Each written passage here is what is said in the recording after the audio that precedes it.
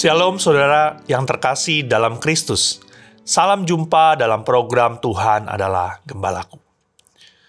Saudara, ada kalanya setiap kita pasti menghadapi banyak tantangan dari luar.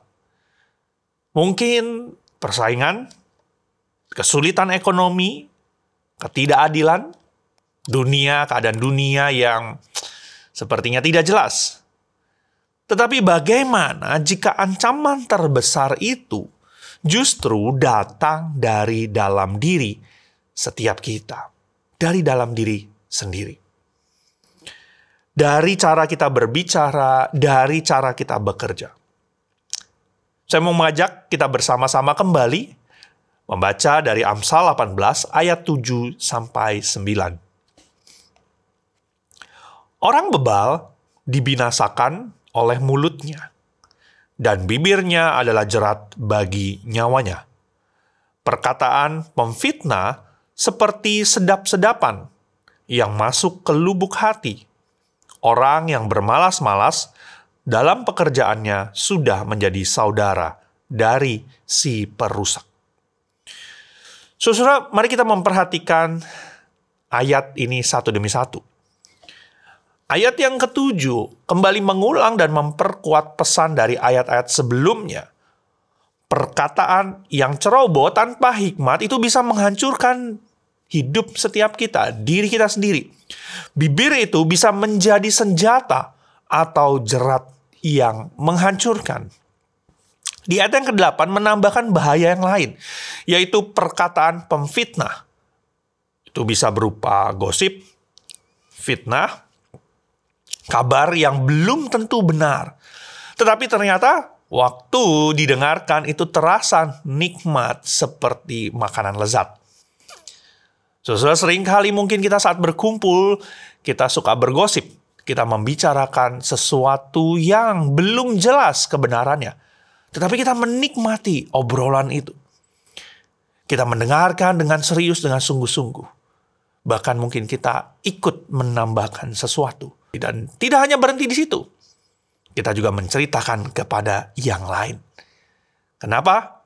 Karena sepertinya seru, lezat, seperti makanan.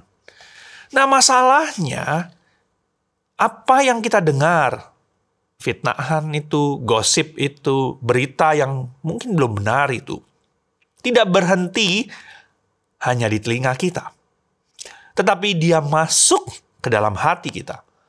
Mempengaruhi pikiran kita, membentuk sikap kita, bahkan bisa merusak hubungan dan kepercayaan. Karena kita mendengar perkataan orang lain yang belum tentu benar, akhirnya kita bersikap dengan berbeda. Mungkin saudara pernah mengalami hal ini, baik saudara yang berubah sikap atau saudara mendapati orang-orang di sekitar kita berubah sikap karena gosip atau fitnahan yang ada. Dan ini merusak hati kita. Saudara, kemudian lanjut di ayat yang ke-9, memperluas cakupan ini. Bukan hanya bicara yang perlu dijaga, tetapi tanggung jawab dalam bekerja pun adalah sesuatu yang sangat penting. Orang yang malas tidak hanya merugikan dirinya sendiri, tetapi menjadi saudara dari si perusak. Itu artinya apa? Kelalaian kita bisa berdampak sama besarnya dengan tindakan merusak. Bukan hanya dosa aktif yang berbahaya, tetapi juga dosa kelalaian. Ketiga ayat ini menyadarkan kita bahwa kita bisa mencelakakan diri kita sendiri lewat kata-kata kita. Kita bisa mencemari hati kita sendiri lewat fitnah, gosip. Kita bisa merusak sekitar kita lewat kemalasan, kelalaian yang kita lakukan. Musuhnya bukan dari luar, tetapi musuhnya dari dalam diri kita sendiri. Saudara, saya mau mengajak kita membayangkan sebuah rumah yang begitu bagus, rumah yang megah, rumah yang baru saja dicat, atapnya yang begitu rapi, furniture yang begitu bagus. Tetapi tidak ada yang tahu, di balik dindingnya ada rayap yang bekerja diam-diam. Dari luar tidak terlihat, tetapi lama-lama kerangka rumahnya hancur karena dimakan rayap. Begitu juga perkataan yang sembrono, gosip yang menyusup, dan sikap malas yang dianggap sepele.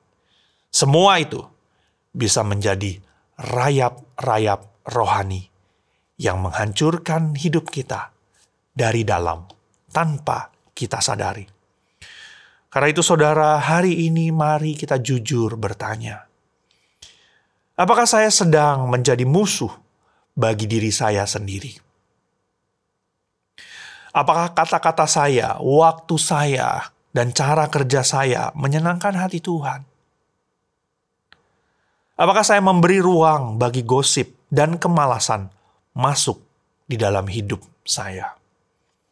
Tuhan memanggil setiap kita, bukan hanya untuk menghindari dosa besar, tetapi juga untuk waspada terhadap pelanggaran yang tersembunyi dan kebiasaan yang merusak. Hari ini, mari kita hidup waspada. Jaga mulut, jaga hati, jaga tanggung jawab kita. Karena hidup yang berkenan di hadapan Tuhan dimulai dari kesetiaan yang kecil. Kiranya Tuhan menyertai langkah hidup setiap kita dan memberikan kita kekuatan untuk hidup dengan bijaksana. Mari kita berdoa. Ya Bapa, biarlah setiap kami selalu waspada. Bahwa hal yang merusak itu tidak melulu dari hal-hal yang datang dari luar.